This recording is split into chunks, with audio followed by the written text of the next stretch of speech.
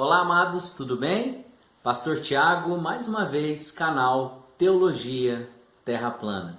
Queridos, hoje eu gostaria de iniciar aí o nosso vídeo, apresentando aí para os amados o nosso novo visual, ok? Aí o nosso novo layout do canal, Tem um irmão muito abençoado, terraplanista, que nos ajudou, nos aí abençoou com este novo logo do canal, Nós vemos aí que ficou muito bom, Eu já quero agradecer ele pediu para mim não falar o nome, Porque ele queria fazer assim como, de fato, uma oferta de amor, Um ato aí de amizade, de amor, e eu agradeço, viu, em nome de Jesus. E aí, alguns detalhes, desse novo visual do nosso canal, Colocamos aí, o nome do Senhor nosso Deus, Yod-He Vav-He, Yahweh.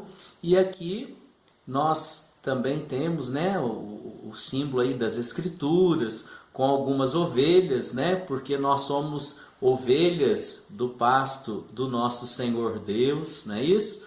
E aqui no meio, o símbolo, a logo oficial do canal, Teologia Terra Plana, Tem aí a seta, mostrando que a Terra ela é plana, e tem também aí esse símbolo, fica redondo porque na verdade não é por causa do globo, mas na verdade é porque aí tem que ser redondo, por causa da questão do YouTube, como é demonstrado, mas aí ficou também a forma do plasma, que tem tudo a ver com o domo e a questão da Terra plana, tá ok, queridos? Aí também vemos o sol, representando o sol da justiça, que é tudo também bíblico, e também os raios crepusculares, que mostram também aí que o sol está mais próximo, do que nos disseram, tá bom, queridos? Então fica aí, ó, e agora também o logo, Esse aí é o logo oficial que aparece aí também no canal. Hoje nós vamos falar sobre um assunto muito interessante, viu? Vamos falar sobre um judeu que foi para uma seita. Um judeu que ele de repente resolveu e foi para uma seita, E é interessante o que aconteceu na vida desse judeu, tá? E nós vamos falar sobre esse judeu então que tomou essa decisão. E vamos entender um pouquinho aí por que ele tomou essa decisão de ir para esta seita, ok?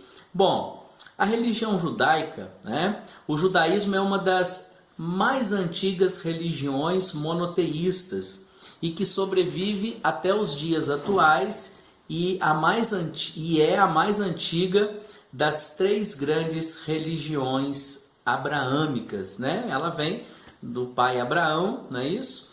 E ela é uma das mais antigas, Quando diz aí, monoteístas, religiões monoteístas e abraâmicas, se refere aí ao judaísmo, ao cristianismo e também até mesmo aí ao islamismo, ok? Bom, e esse judeu, que mudou de decisão, de postura, que se converteu? Quem é esse judeu, De quem nós estamos falando? Bom, é interessante alguns detalhes da vida deste homem. Ele era tão fiel à sua religião, ao judaísmo, que ele cumpria à risca toda a Torá, ao ponto de perseguir outros judeus que não cumpriam a Torá, e as coisas que estavam escritas aí em toda a Tanakh.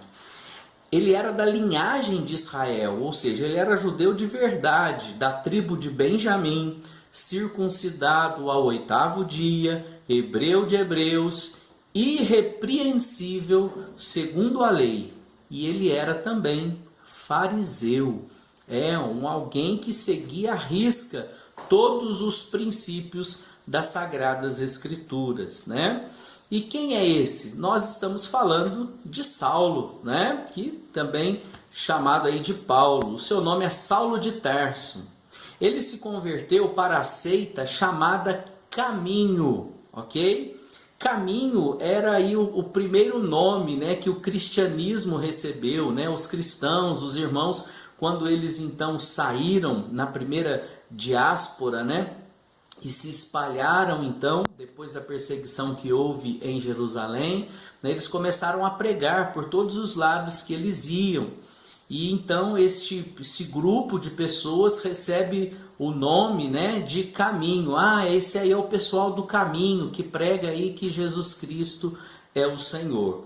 E é interessante, né, aí Atos capítulo 24, versículo 14, diz assim: porém confesso-te que segundo o caminho a que chamam seita, assim eu sirvo ao Senhor Deus de nossos pais, acreditando em todas as coisas que estejam de acordo com a lei e nos escritos dos profetas. Né? Então o próprio apóstolo Paulo aí, né, o Saulo, né, ele dando testemunho, depois podem ler aí no contexto de Atos capítulo 24, ele dizendo: olha, eu agora confesso que segundo o caminho, né, era agora este movimento, né, essa direção que ele estava seguindo agora na sua vida, né? E as pessoas, os próprios judeus chamavam o caminho de uma seita. Ah, ele está agora naquela seita lá, o caminho, né? Que hoje nós conhecemos como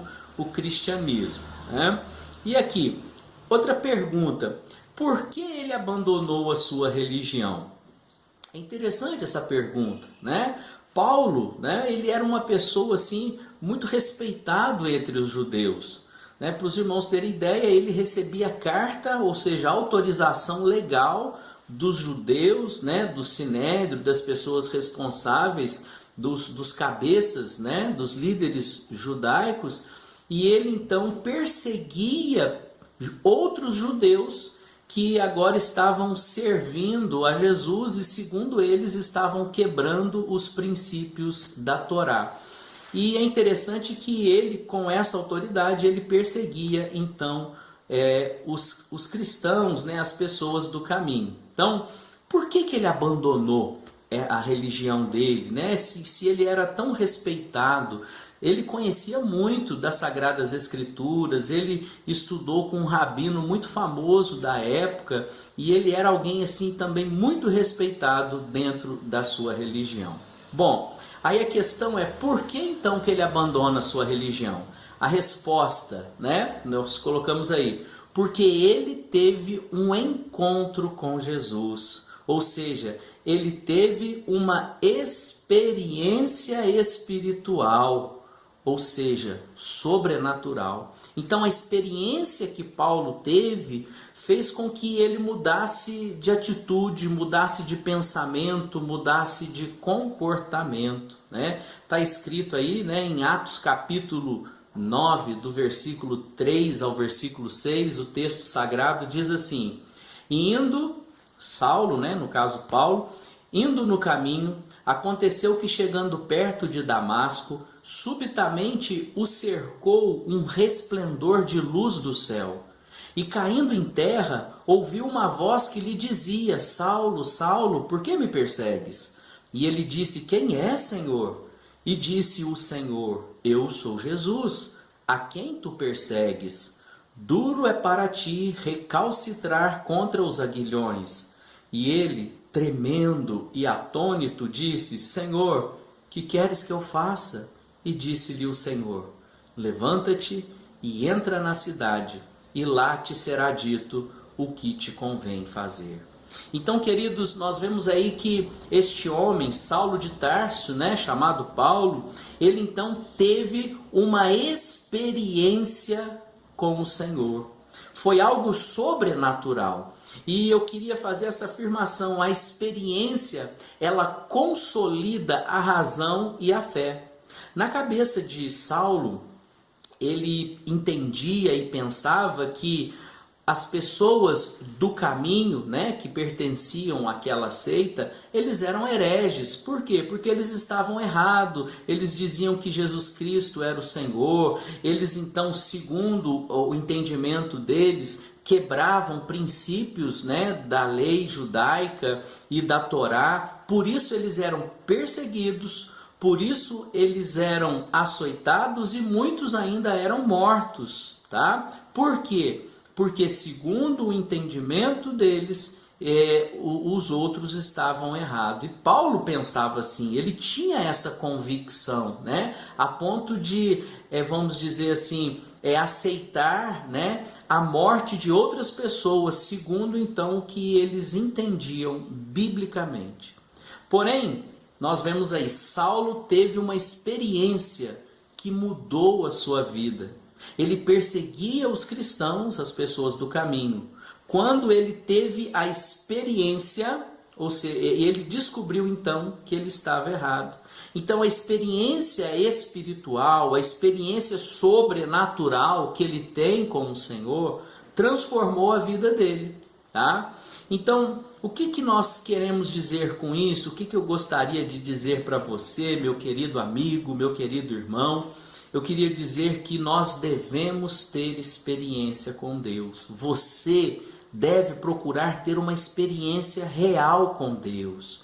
Foi isso que transformou de fato a vida do religioso Saulo.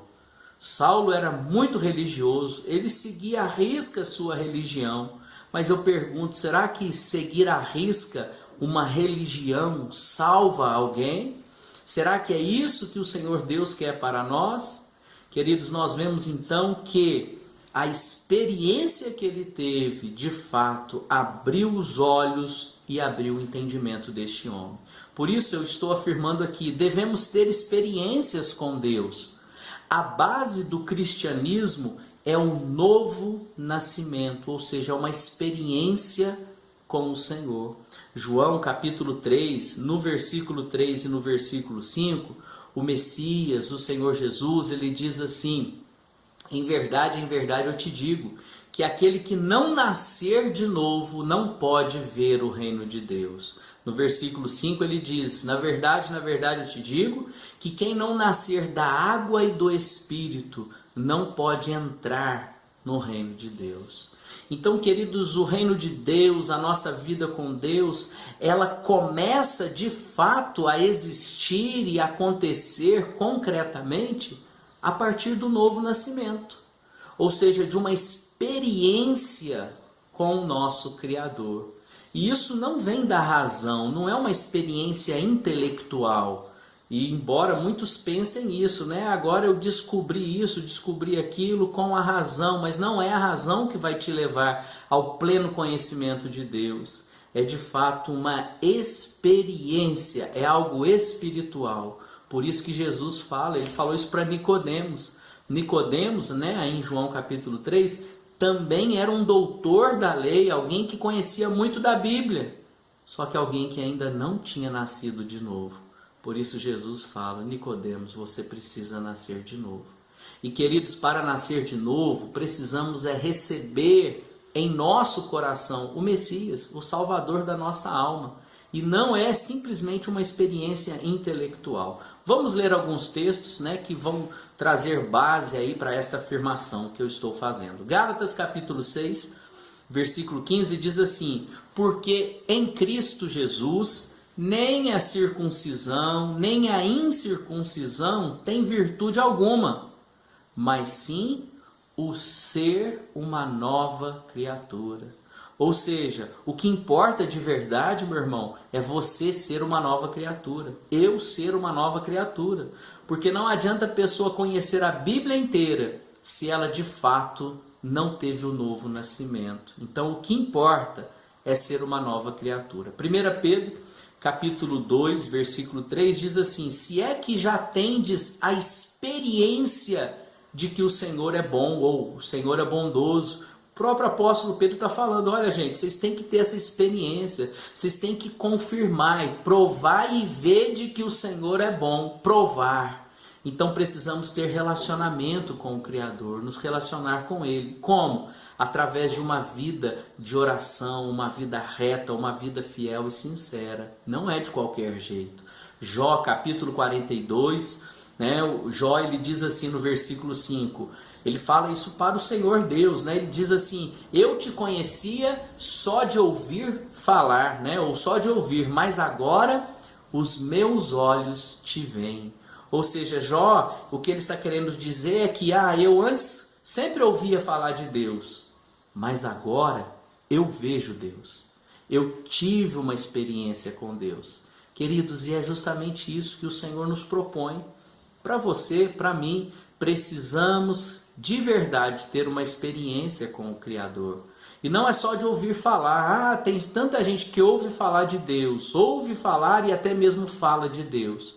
Mas o que nós precisamos é uma experiência com Deus. E uma outra afirmação, queridos, que eu gostaria de fazer é que a razão não leva ninguém a Deus. Ou seja, o nosso intelecto, ele é limitado. O nosso intelecto, ele não consegue por si só compreender toda a verdade de Deus, reconhecer de fato quem é o nosso Criador. Então há uma limitação intelectual. Por isso nós vemos aí em Mateus capítulo 16, versículo 16 e 17, o seguinte: respondendo Simão Pedro disse: Tu és o Cristo, o Filho do Deus vivo. Então Jesus lhe afirmou: Bem-aventurado és, Simão Barjonas, porque não foi carne e sangue que te revelaram, mas meu Pai que está nos céus. Ou seja, Simão Pedro, ele reconhece então quem é Jesus. Ele diz: Tu és o Cristo, o Filho do Deus vivo. Então ele reconhece quem é o Senhor. E o Senhor Jesus fala assim: Simão, muito bem, você falou certo, mas não fica assim se achando, não, né? Ou cuidado com a vaidade, porque isso não é uma revelação intelectual, ou seja, não foi carne nem sangue, mas sim o meu Pai celestial, né? O Pai que está nos céus, quem te revelou. Queridos, e é assim mesmo. Quem nos revela esta verdade é o próprio Senhor Deus, é uma revelação espiritual. Então, a vida com Deus, ela precisa passar pelo crivo da experiência sobrenatural. Senão será simplesmente uma religião ou um ato de religiosidade a vida com Deus. Mas precisamos passar sobre isso, né? Precisamos ter, provai e vede que o Senhor é bom. Precisamos ter de fato essa experiência com o Senhor. Então, queridos, para concluir, né, nós vemos aqui que devemos, assim como Paulo, Pedro e todos os demais apóstolos e discípulos, ter uma experiência com nosso Salvador. Então é de suma importância termos essa experiência. Eu conto no meu testemunho que eu publiquei aí, né, o vídeo anterior a esse, eu falo um pouco de como foi a minha experiência, como que eu conhecia o Senhor. E eu até falo, né, da minha rejeição, de como que eu não queria, por causa do meu preconceito, eu não queria,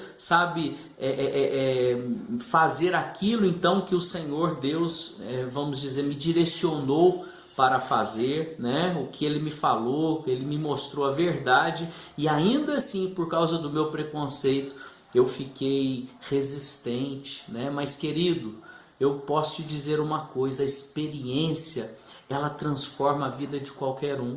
Eu conto, né, no meu testemunho como que quando eu ouvi a voz de Deus, aquilo me transformou. Eu tenho plena convicção, né, hoje, pela graça e misericórdia do Senhor, né, daquilo que eu tenho feito, porque por causa da experiência que eu tive. Eu sei que também você talvez já teve a sua experiência, mas se você ainda não teve a sua experiência com Deus, busque a Ele, ore, dobre seu joelho, clame com um coração sincero e verdadeiro e fale: Senhor, revela para mim a verdade. Sabe por quê? Porque se você, meu querido irmão, meu querido amigo, não tiver uma experiência com Deus, você vai ser, como diz a Bíblia, né? Que vai ser como a moinha que o vento espalha, né? A palha que vai voando quando vem o vento.